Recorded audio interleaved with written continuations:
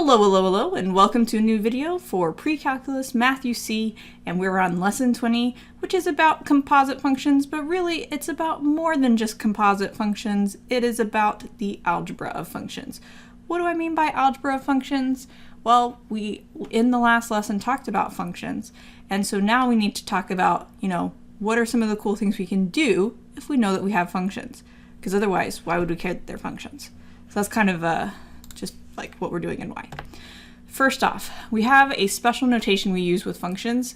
So normally you would see something like this, maybe written as y equals 2x plus 4. There's another way that we can write it where we use this fancier notation that involves having a letter like f for function, and then parentheses, and then another letter inside. And this is not saying f times x, which if there was any other things written like this, it would be weird to write it like this, I guess. But if you had 2 and then parentheses x, that would be saying 2 times x. That's not what we're saying here. Together, this f and x are saying f of x. That's how we read it, of x, or that's how we read it, f of x. And what that means is it's a short way of us saying, hey, I have a function called f. And then the x part is saying, and the variable that I care about here is x. So a function called f with and we call it an independent variable because we pick what we want x to be and put it in, and then we work it out and it gives us out an output. We could call x an input. So with the input x, if we want to use like our terminology from last lesson. So this is weird at first. So normally Precalculus is not the first time you would have seen it, but I'm not sure if Math UC writes it this way earlier because I haven't looked at the Algebra 1 or Algebra 2 curriculum closely enough. But basically it's this idea that if we were talking about more than one function, we could name it with different letters. If we had more than one input variable we were talking about, this would help us keep that straight. Or if we just wanted to plug in multiple things for x, this actually gives us a way of writing that. For instance, we could be asked, hey, what's f of 2? And what that's saying is, hey, put 2 where x is and tell me what it equals. So we'd do that. We'd do 2 times 2 plus 4, which gives us 8. So we'd say, okay, f of 2 is 8. And so that's kind of a neat way that we can write this that gives a lot of information. We're talking about the function f, we're talking about plugging in 2, and the answer we get is 8. And all of that just from writing, 3 things and a parentheses and an equal sign. So that's how function notation works. You want to think of the f parentheses x as like a thing together. So we don't like divide by the x or the f to try to separate them. They don't separate. They're just together talking about what our output is. And if it helps you just to think of it as a y instead, then that might be the way to go. What else? Okay, so the algebra of functions. So here's one of the reasons we care if something is a function or not, because if it's a function, then we can actually add functions, subtract functions, multiply functions, and divide functions. And they should still be functions, is the neat thing about it. And if we just were saying relations in general, that wouldn't necessarily be true for every single pair of relations, that we could add them and actually still get something that works out. I don't know, it's kind of weird. So this is the way that we would notate these things. Either they might ask us, hey, find the sum, and we'd have to say, oh, that means addition, or they could give us 2 functions. Typically we use f and then g, because that's what's next in the alphabet, if we have 2 functions to represent. So they would have to tell us, here's f of x, and here's g of x, and now let's add them together. So what we'd do is we'd look at those 2 functions and we'd add together what we could, and then that'd be our answer. Same with difference. We'll just subtract what they are. Product means multiplying, quotient means dividing. And for each of these, there may be some things that we have to remind ourselves of how math works, since we haven't really done it this year with the Math UC curriculum yet. So for instance, when you're adding or subtracting things that involve x's, you have to look for like terms. When you're multiplying, you don't look for like terms, you just have to like distributive property or FOIL or things like that. And division, depending on what your functions are, is a lot of times the easiest one because you're just putting one function on top of the other.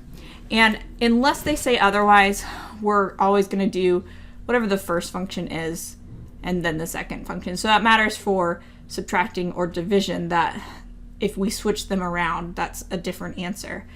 So keep that in mind, that for most, we're probably going to do like first minus second or first divided by second. There's one other thing that's new for functions, that these, adding, subtracting, multiplying, dividing, you've been doing that for a while now. But there's something we can do because of the nature of functions having a variable called, and this is where composition comes in. So the composition of functions is where we take one function and we stick it inside of another function. So for this first one, you can see how I've got f and then this bigger parentheses, and inside of it I've got g of x. What that's saying is whatever g of x is, I'm going to put it inside of f of x and then work out what that is. Or we could do it the other way, written as g of f of x. And then there is a fancy notation that's used for this. I don't think it's in the Math You See workbook, but I just thought I'd throw it out there. If you ever see this open circle between, so that it basically looks like we're saying fog, what that's saying is f of g of x. Now, I don't know who came up with that notation and why, because basically anytime I see it, I just go ahead and put the parentheses right here so I can think, okay, which one goes inside of which? Okay, g goes inside of f. So all of this to say, let's look at some functions and see what we can do, right? So they're going to give us in the workbook two functions, f and g, and then basically ask us to do a bunch of different things with it. So for A, find the sum. That means add these together. So we're finding f of x plus g of x. And so look up here, this is f of x and this is g of x. So we're going to do 3x minus 5 plus negative 5x plus 8. Now since I'm adding those together, all I need to do is think, let me add like terms. What is 3x minus 5x, or 3x plus negative 5x, however you want to think of it? That'd be negative 2x. And what's negative 5 plus 8?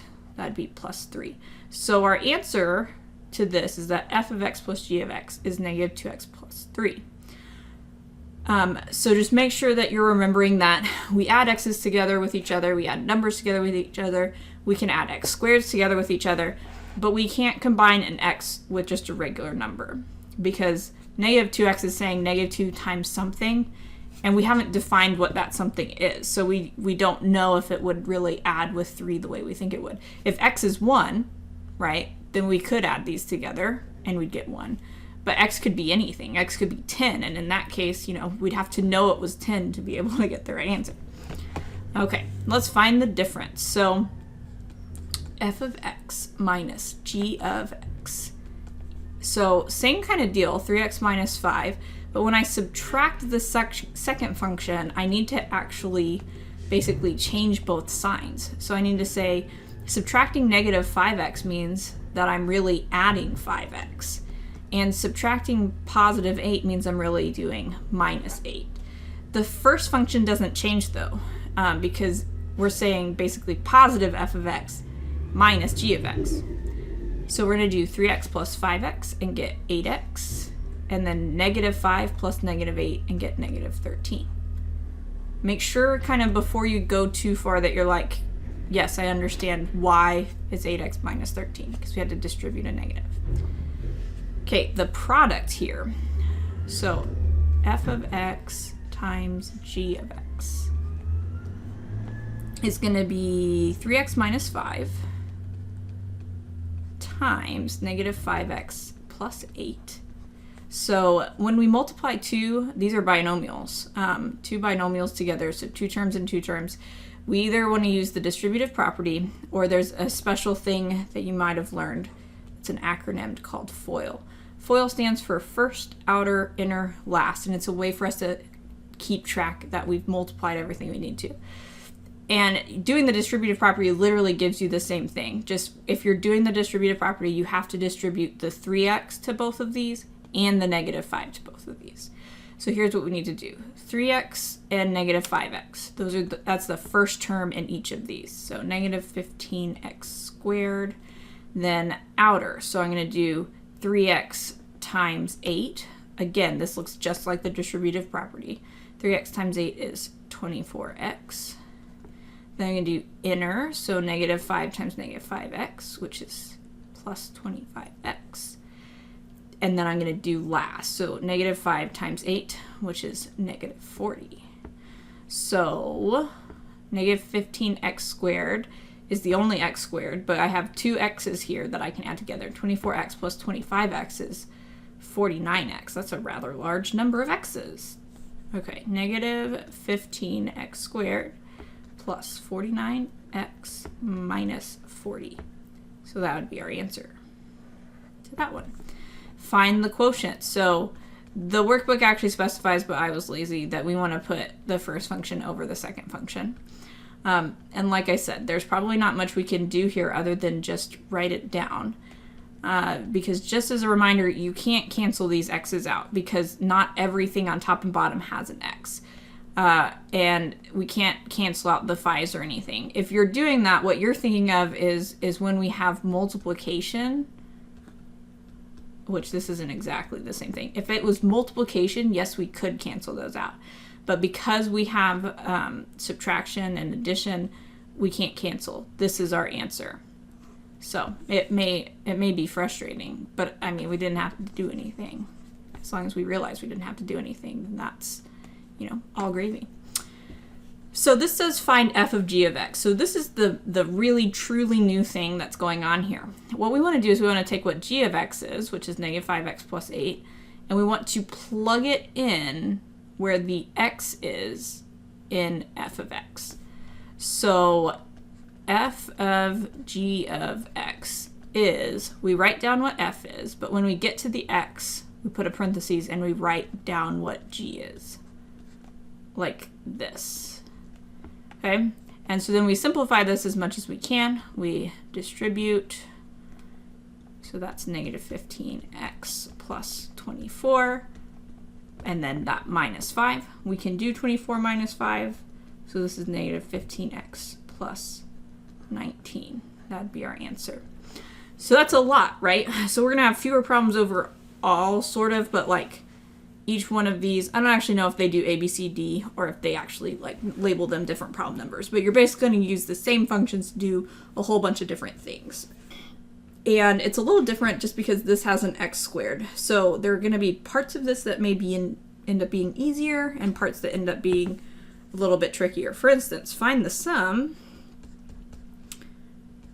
of f of x and g of x. That would mean doing 7x plus 2 plus 4x squared, but there's not actually any like terms there. So this would be my answer, or you might decide to rewrite it with the x squared first. If you remember back from when you first talked about polynomials, you may have talked about standard form. So we like to write the x squared first, then the x, and then the number at the end. Find the difference, f of x minus g of x. Well, this is going to be really similar, just instead of plus 4x squared, we need to minus 4x squared. So 7x plus 2 minus 4x squared. Or you can rearrange it and put the negative 4x squared first and get this. Find the product. All right, so f of x times g of x, 7x plus 2 times 4x squared. So this is the distributive property.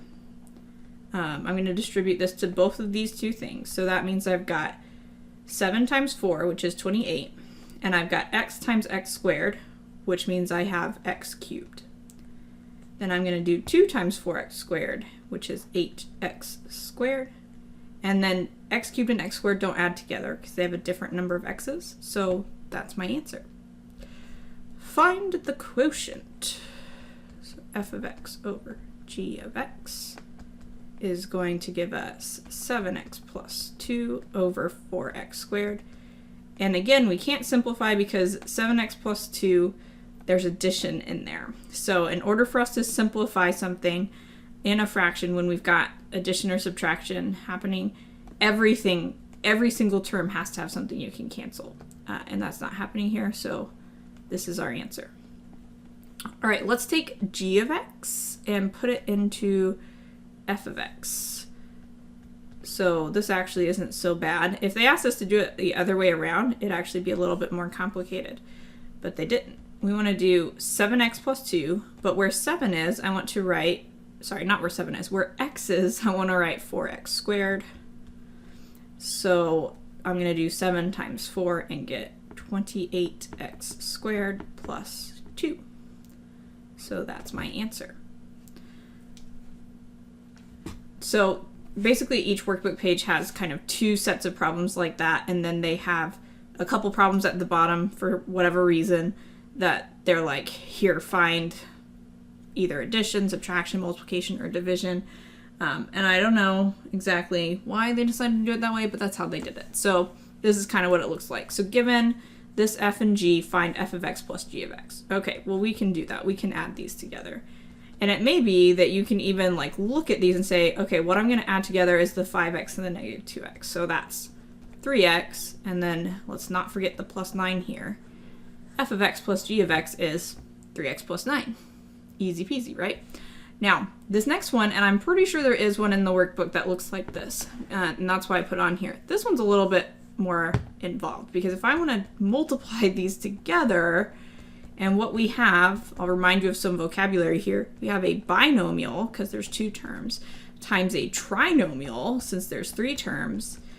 That means we're going to distribute twice. We're going to have to distribute the x, and then we're going to have to distribute the negative 5, and then we're going to have to add like terms. So that's a lot of work. Let's give it a try. X times x squared is, and I'm going to write it a special way, x cubed. X times negative 3x is negative 3x squared. X times 2 is 2x. So we did the first one. Now I'm going to distribute the negative 5, but I'm going to write it underneath here so that I can see my like terms. So I didn't write it under x cubed because this is an x squared. Then negative 5 times negative 3x is plus 15x. And then negative 5 plus 2 is negative 10. I'm going to add these together. X cubed minus 8x squared plus 17x minus 10 should be our answer. So that's kind of the gist of what we've got going on for this lesson. Thanks so much for watching. Kind of in summary, there are some things here that we're bringing back from our algebra days. Hopefully remember. So adding like terms is an important thing to remember. Remembering that when we subtract things that we have to distribute a negative. When we're multiplying, we typically use a distributive property or FOIL. And just from there, just, working out the problems. So like I said, thanks for watching. Please subscribe if you haven't already and hit the like button, and I'll see you in the next video. Bye.